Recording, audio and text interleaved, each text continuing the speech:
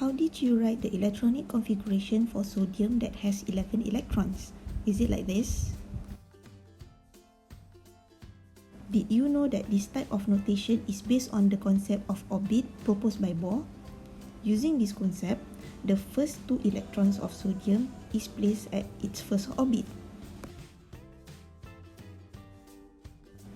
Then another 8 electrons are placed at the second orbit.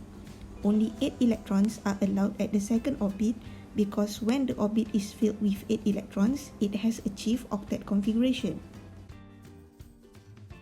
Then the final electron is placed at the third orbit. Now let's learn to write the electronic configuration using the concept of orbital, which is more accurate. We will start with 1s orbital because it has the lowest energy and it is closest to the nucleus. One orbital can only be filled with 2 electrons because of their opposite spin. Since 1s is now filled with 2 electrons, we write the notation as 1s2.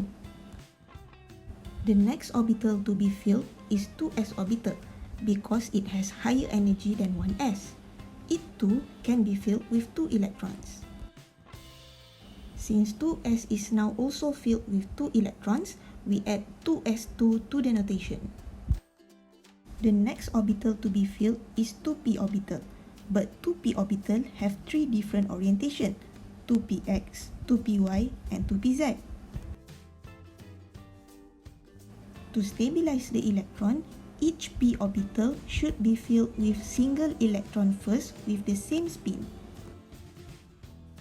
Then, each p orbital is paired with electron of the opposite spin.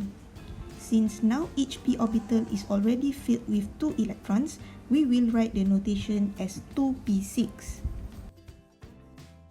Now the last electron will be filled to the orbital with higher amount of energy, which is 3s. Since 3s is only filled with 1 electron, we write the notation as 3s1. This type of electronic configuration is known as SPDF notation. It gives more specific configuration of electron based on the orbital involved.